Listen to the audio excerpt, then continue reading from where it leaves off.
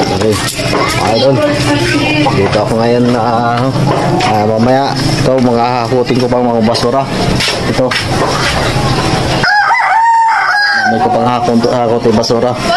Hindi muna ako, mamayang hapon na uli ako maghakot kasi hindi pa ako kumain. Kakain muna ako, idol.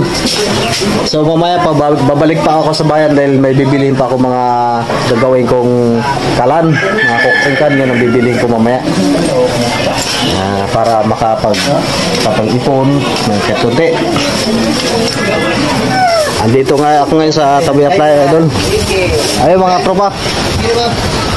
Mga tropa pits ko. Andun. Ito mga tropa pits ko ngayon. Dito mga ayan. What? Sa vlog. Ayan mga busaya po. What the fuck?